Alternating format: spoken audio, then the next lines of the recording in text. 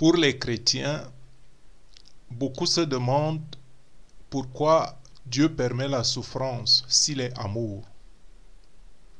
Et pour ceux qui nient l'existence de Dieu, on peut se poser la question si la souffrance et la douleur sont le fruit d'un hasard, ou alors si la souffrance et la douleur ont un but. Chacun de nous porte une croix plus ou moins pénible, visible ou invisible selon le cas. Qui de nous n'a jamais eu ou connu une épreuve? La perte d'un être cher, le divorce, des enfants récalcitrants, une maladie parfois incurable, la dépendance aux substances, par exemple des drogues, les dépressions, suivant les états émotionnels, l'oppression, l'injustice, la perte d'un emploi, le vol ou la perte d'un objet de valeur, de terribles accidents, des catastrophes naturelles, des agressions, des inimitiés, des injures, du mobbing, du commérage, des crimes, la cruauté, et la liste s'allonge, et la liste est longue. Et même une addiction, un péché. Notre Sauveur et Seigneur n'a-t-il pas lui-même porté sa croix? Il n'a pas seulement porté sa croix lui-même au Golgotha, mais il porte encore la croix de cette humanité désobéissante et souffrante qu'il aime tant. Et c'est là tout le symbolisme spirituel. Un symbolisme spirituel qui contient un enseignement profond que nous devons comprendre, accepter et faire un objectif d'existence pour notre existence. Christ le Sauveur a enduré et endure sa croix pour nous, pour notre désobéissance, pour nos péchés. Il nous invite à le suivre et à porter les croix, nos croix, à porter les croix les uns les autres, comme Simon de Cyrène qui aide Jésus à porter sa croix en Matthieu 27, verset 32. La souffrance et la douleur nous invitent donc ainsi à l'entraide, non seulement spirituelle, mais aussi dans notre vie quotidienne.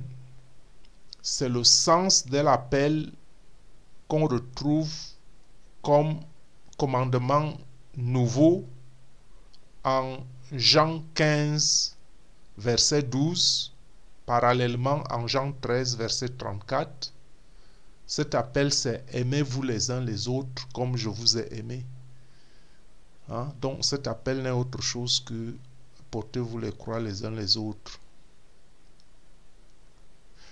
Celui qui suit Jésus ne porte pas seulement sa propre croix.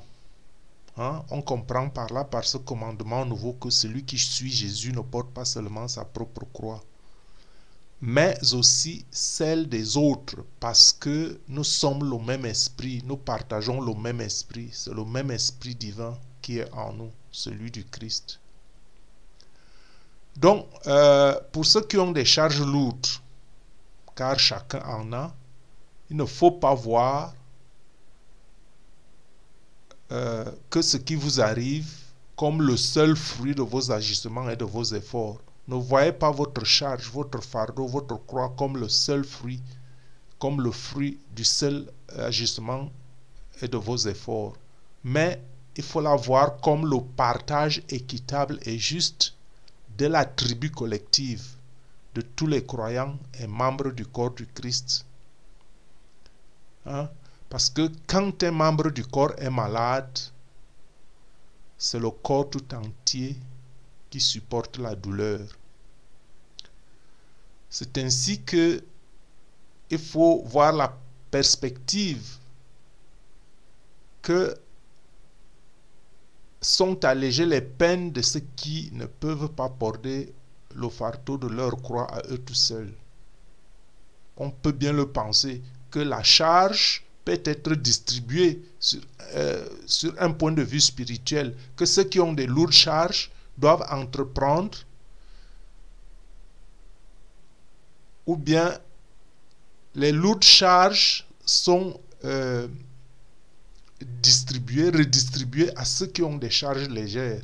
C'est ce que j'appelle que les charges, les peines sont allégées, hein, pour ceux qui ont des fardeaux lourds. Ainsi aussi est alourdi légèrement le poids de celui qui s'est libéré des chaînes de la désobéissance. C'est ce que j'appelle ici le partage. Hein, ça, c'est la sagesse profonde d'un Dieu qui est fidèle et juste. Lui qui vous a appelé à la communion de son Fils, Jésus-Christ notre Seigneur. La communion dans le corps souffrant du Christ, sachant cependant qu'aucune tentation ne vous est survenue qui n'ait été humaine. Et Dieu qui est fidèle ne permettra pas que vous soyez tentés au-delà de vos forces. Mais avec la tentation, il préparera aussi le moyen d'en sortir afin que vous puissiez la supporter. Donc, prenez, mes frères, pour modèle de souffrance et de patience les prophètes qui ont parlé au nom du Seigneur. C'est là ce qui fait votre joie, c'est là ce qui fait notre joie, quoique maintenant, puisqu'il le faut, nous soyons attristés, que vous soyez attristés pour un peu de temps par diverses épreuves. Ne crains donc pas ce que tu vas souffrir. Voici, le diable jettera quelques-uns de vous en prison, afin que vous soyez éprouvés, et vous aurez une tribulation de 10 jours. Sois fidèle jusqu'à la mort, et je te donnerai la couronne de vie, nous dit le Christ en Apocalypse 2, verset 10. Et Jacques, chapitre 1 au verset 2 ajoute: mes frères, regardez comme un sujet de joie complète les diverses épreuves auxquelles vous pouvez être exposés, sachant que l'épreuve de votre foi produit la patience.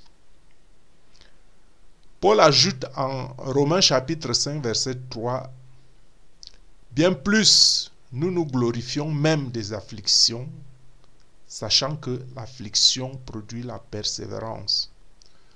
Donc, il n'est pas question ici d'aimer la souffrance. Il n'est pas question ici d'aimer la souffrance, ni de la glorifier, mais autre chose est de la supporter.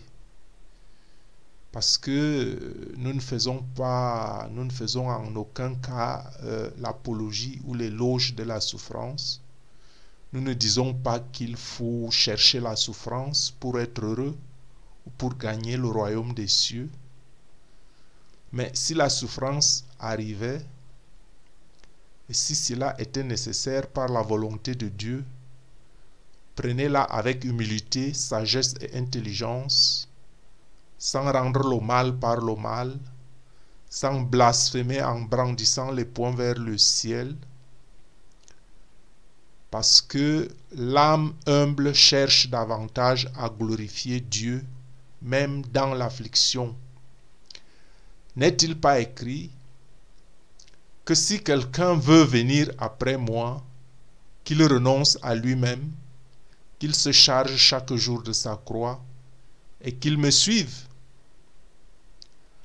Donc, la souffrance dépouille le pécheur de l'orgueil, de l'arrogance et de toute confiance qu'il pourrait encore entretenir en lui-même, de lui-même, en ce sens que nous sommes dépendants de Dieu qui nous vient au secours à l'heure de l'épreuve. afin que celui qui se glorifie dans le Seigneur. Parce que nous ne nous appartenons pas à nous-mêmes. Nous avons été rachetés à un grand prix. Rendons donc gloire à Dieu dans notre corps et dans notre esprit qui appartient à Dieu. Combien est-il vrai que l'homme ne supporte pas de vivre avec de la souffrance? Mais combien tolère-t-il bien de vivre avec son péché? La souffrance nous affaiblit des fois tel que ce n'est qu'à partir de ce moment que nous ressentons notre péché comme un malade ressent sa souffrance physique ou émotionnelle. Ce qui le pousse donc à faire appel au divin médecin pour être secouru. En ce sens, la souffrance est un grand travail spirituel. Beaucoup ont retrouvé la sainteté après de grandes souffrances physiques. Néanmoins, notre souffrance ne vaut rien en elle-même en dehors du sang expiatoire de notre Seigneur Jésus-Christ. C'est pourquoi l'apôtre Jacques nous dit au chapitre 1, verset 12, « Heureux l'homme qui supporte patiemment la tentation, car après avoir été éprouvé, il recevra la couronne de vie que le Seigneur a promise à ceux qui l'aiment. » L'apôtre Paul nous dit au chapitre 13, verset 7 de Hébreux, « Souvenez-vous de vos conducteurs qui vous ont annoncé la parole de Dieu. Considérez quelle a été la fin de leur vie et imitez leur foi. » Donc, si quelqu'un parmi vous est dans la souffrance, qu'il prie. Nous dit Jacques au chapitre 5, verset 13. On voit donc ici que la souffrance joue des fois le rôle de sentinelle dans notre vie. Je répète, la souffrance joue des fois le rôle de sentinelle dans notre vie. Celui de nous réveiller de notre profonde léthargie spirituelle, celui de réveiller en nous la foi, en nous tournant vers Dieu. Et bien, vous pourrez vous poser la question, et pourquoi avons-nous besoin de la foi? Je réponds tout de suite en disant, pour vaincre nos faiblesses, pour vaincre la petitesse, pour vaincre la misère, pour vaincre les passions et le doute. La foi est nécessaire. Et les bonnes actions, les bonnes œuvres aussi, qui sont des vertus qui vainquent donc l'impossible. Face à elles, ce qui est difficile et inaccessible s'évanouit comme une ombre. Jésus, plusieurs fois dans la Bible, dit à ceux qui ont cru à lui, ta foi t'a sauvé. Il dit, ta foi t'a sauvé à Luc 7,50, à Matthieu 9,22, à Luc 17,19, à Marc 10,52, en Luc 8,48, en Marc 5,34. Il dit, ta foi t'a sauvé à plusieurs reprises. Donc, la foi est un pouvoir curatif, puisqu'elle sauve. C'est un pouvoir curatif. La foi est une force qui transforme et sa lumière détruit les ténèbres. Ceux qui ont foi sont ceux qui croient sans savoir, mais qui sentent dans leur cœur, qui touchent ce qu'ils ne voient pas dans leur cœur. Donc, si la souffrance peut pousser certains dans la foi, ceux-là deviennent donc propriétaires d'un trésor incomparable. Si la souffrance peut pousser certains dans la foi, ceux-là même deviennent propriétaires d'un trésor incomparable, la foi. Parce que la foi ici est donc un trésor incomparable.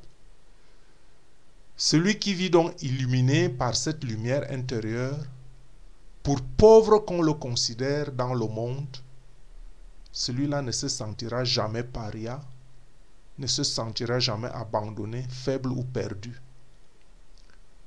Sa foi dans le Père des cieux, sa foi en Jésus-Christ, dans la vie, dans son destin, ne le laissera jamais perdre dans la lutte. Et il sera en plus toujours qualifié pour mener à bien des œuvres grandes et étonnantes. La foi est comme un phare qui illumine votre route jusqu'à aboutir au port sûr de l'éternité. La foi ne peut pas être celle de ces esprits tièdes et peureux qui avancent d'un pas aujourd'hui pour reculer demain, qui ne veulent pas lutter avec leur propre douleur, confiant dans le triomphe de l'esprit uniquement par la charité du Dieu vivant. La foi est celle que perçoit l'esprit qui, sachant que Dieu est en lui, aime son Seigneur et se réjouit en le sentant en lui et en aimant ses frères. Sa foi en la justice du Père est si grande qu'il n'attend pas que ses semblables l'aiment. Il pardonne les offenses et les erreurs. Mais demain, il sera plein de lumière parce qu'il obtient sa purification par ses mérites. Quand je dis demain, comprenez, dans l'avenir. Celui qui a la foi a la paix, possède l'amour et renferme la bonté. Celui-là est riche en esprit et même en matière, mais riche de la véritable richesse, non de celle que vous concevez par des choses éphémères. Et la preuve de que la vraie foi existe est que quand le cœur n'a pas peur à l'heure de l'épreuve, la preuve que la vraie foi existe est quand le cœur n'a pas peur à l'heure de l'épreuve. Quand la paix inonde l'esprit dans les moments les plus pénibles. Celui qui a la foi est en harmonie avec le Christ parce que le Christ est la vie, la santé et le salut.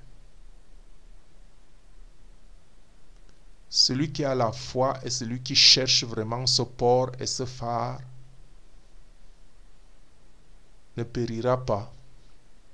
Celui qui possède cette vertu de la foi accomplit des prodiges en dehors de toute science humaine et témoigne de l'esprit et de la vie supérieure. Bon, que peut-on dire en quelque sorte en résumé? On pourrait dire que certains disent que tout ce qui se passe est la volonté de Dieu. C'est pourquoi ils croient que c'est Dieu qui nous fait souffrir. Or, que dit la Bible? La Bible nous dit en Jacques chapitre 1, verset 13, la Bible nous dit que personne, lorsqu'il est tenté, ne dise « c'est Dieu qui me tente ». Car Dieu ne peut être tenté par le mal, et il ne tente lui-même personne. Mais chacun est tenté quand il est attiré et amorcé par sa propre convoitise. Donc, Dieu n'est pas l'origine du mal, même s'il peut mettre notre foi à l'épreuve, comme il a mis Abraham à l'épreuve, en Genèse, chapitre 22, verset 1, ou comme Job. Ce récit, on peut le tirer en Jacques 5, 11, je le lis. Voici, nous disons bienheureux, ceux qui ont souffert patiemment. Vous avez entendu parler de la patience de Job, et vous avez vu la fin que le Seigneur lui accorda, car le Seigneur est plein de miséricorde et de compassion.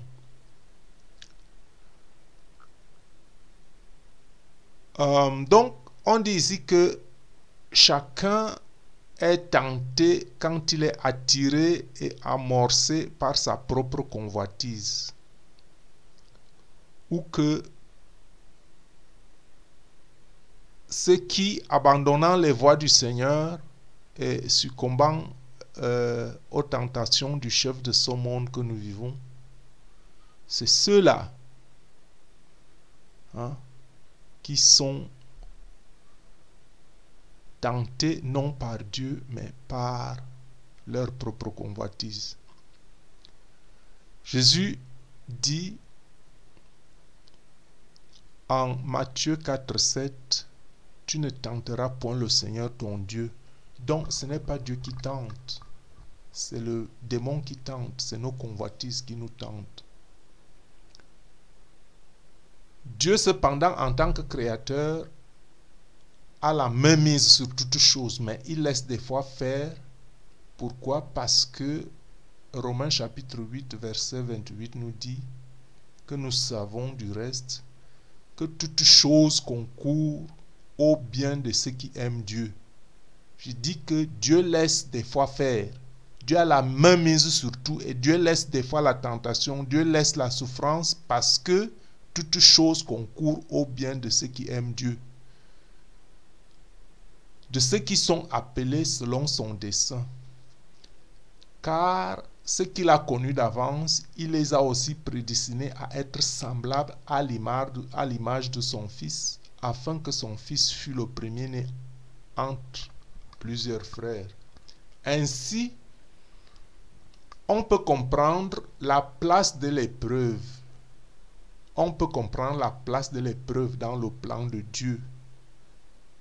La place de l'épreuve peut être conçue comme une grâce par laquelle Dieu fait grandir en nous, par le Saint-Esprit, l'image de Jésus-Christ. C'est à peu près ce que nous venons de lire, que l'épreuve a bien sa place dans le plan de Dieu, même si ce n'est pas Dieu qui nous l'envoie. Que cette épreuve est une grâce par laquelle Dieu nous fait grandir par le Saint-Esprit dans l'image de Jésus-Christ. Par là, on comprend aussi la parole de Matthieu au chapitre 6, verset 33. Cherchez premièrement le royaume et la justice de Dieu, et toutes ces choses vous seront données par-dessus. Parce que nous, chrétiens, nous prions trop souvent pour les besoins physiques et matériels, qui, une fois que nous les avons, nous oublions tout le reste. C'est de peu l'attitude de ceux qui courent après les richesses de ce monde. Ce n'est pas que Dieu a quelque chose contre la richesse. Dieu n'a rien contre la richesse, mais le problème c'est que nous tombons toujours dans le piège que lorsqu'on a toutes les facilités, on néglige tout. Donc, puisque Jésus a souffert, pourquoi ne devrions-nous pas souffrir avec lui, afin d'être aussi glorifiés avec lui?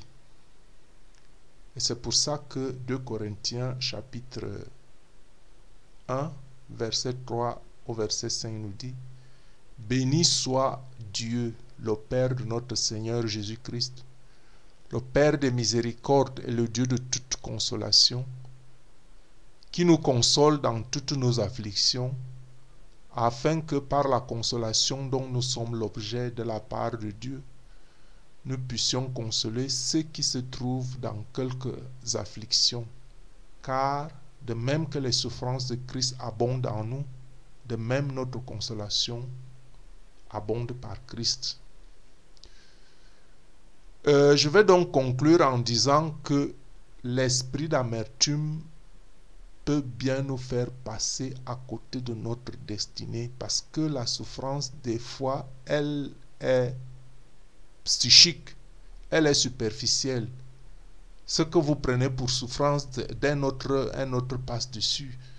Donc l'esprit d'amertume peut bien nous faire passer à côté de notre destinée. Et il faut avoir la compréhension de la souffrance non à partir de la perspective limitée humaine, mais à partir de la perspective de Dieu. Et cette perspective est que plus la douleur et l'amertume vécues sur terre sont grandes, et plus vous serez reconnaissant au paradis, et plus vous vivrez dans la joie et dans la béatitude pour l'éternité. Que Dieu vous bénisse et vous libère de tous vos maux. Ainsi soit-il. Amen.